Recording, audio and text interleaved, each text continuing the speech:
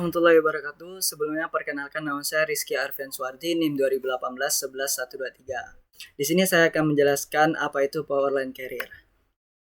Powerline Carrier adalah suatu sistem yang memanfaatkan jaringan listrik sebagai media komunikasi baik untuk pusat kontrol, pembangkit, dan gardu induk. Jadi kabel transmisi bukan hanya membawa sinyal listrik, tetapi juga membawa sinyal komunikasi. Salah satu kelebihan dari PLC ini adalah kemampuannya untuk bisa digunakan dalam jarak yang sangat jauh tanpa menggunakan repeater. Jenis-jenis informasi yang disalurkan PLC antara lain yang pertama suara. Komunikasi suara dimanfaatkan oleh petugas antar gardu induk atau dengan pusat kontrol untuk koordinasi dalam pekerjaan. Yang kedua data. Komunikasi data digunakan oleh sistem SCADA walaupun baud rate yang dijanjikan sudah jauh tertinggal dengan perangkat komunikasi data modern macam radio digital apalagi fiber optik. Yang ketiga teleproteksi. Sebagai sebuah perangkat proteksi tenaga listrik bernama distant relay, DR suatu GI yang membaca gangguan di sisi GI lawan akan memberikan data ke peralatan PLC GI lawan untuk melakukan trip pada CB atau PMT. Peralatan dari PLC antara lain yang pertama terminal power line carrier. Saluran udara tegangan tinggi selain digunakan membawa energi dari sumber ke beban, saluran udara tegangan tinggi ini digunakan juga sebagai media perambatan dalam penyaluran sistem informasi.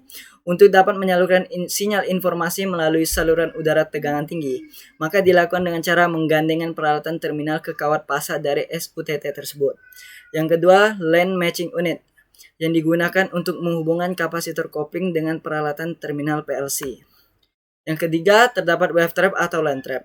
Wave trap adalah suatu peralatan yang merupakan rangkaian resonansi yang dipasang secara seri pada saluran transmisi dan berfungsi menyaring arus frekuensi tinggi yang datang dari stasiun lawan maupun dari pancaran stasiun sendiri, agar tidak masuk ke peralatan gardu induk seperti transformator ala-ala penghubungan ke panel kendari yang dihubungkan ke tanah, sehingga kedua fungsi peralatan listrik dan komunikasi tidak saling mempengaruhi. Rangkaian wave trap sendiri yaitu terdapat 3, yaitu kumparan. Kumparan ini berfungsi untuk menyalurkan arus listrik yang datang dari pembangkit menuju gardu induk. Dengan demikian, kumparan ini harus dapat bertahan terhadap arus nominal dan arus hubung singkat yang mungkin dan bisa timbul pada jaringan tegangan tinggi. Biasanya kumparan ini terbuat dari aluminium atau tembaga. Yang kedua, kapasitor penala. Kapasitor ini dipasang secara paralel bersama dengan kumparan yang membentuk suatu resonansi sampai diperoleh lebar bidang tertentu yang dapat memblokir frekuensi penala sehingga tidak masuk ke gardu induk. Untuk memperoleh nilai kapasitor yang sesuai dengan kebutuhan dapat dilakukan dengan kombinasi seri dan paralel. Yang ketiga, terdapat lightning arrestor, yaitu berfungsi untuk mengamankan wave trap dari tegangan yang lebih yang disebabkan oleh sambaran petir pada saluran transmisi. Cara kerja wave trap atau line trap sendiri yaitu reaktansi sebuah kumparan adalah XL sama dengan 2 PFL.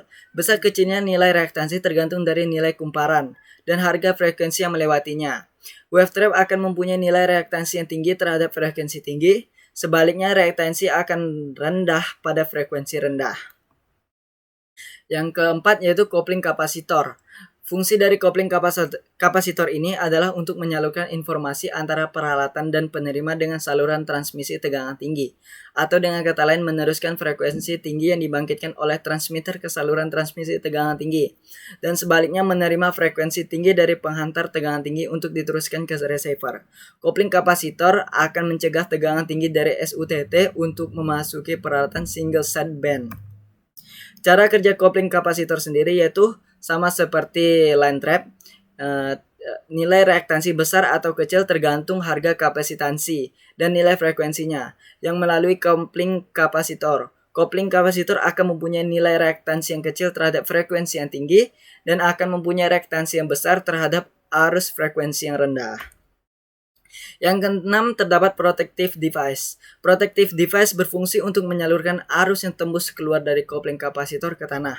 Arus yang dimaksud adalah arus dengan frekuensi rendah yaitu 50 Hz yang tidak diperoleh dari PLC. Perangkat ini juga berfungsi sebagai pelindung dan pengaman terhadap sisi tegangan rendah dari induksi yang berasal dari sisi tegangan tinggi.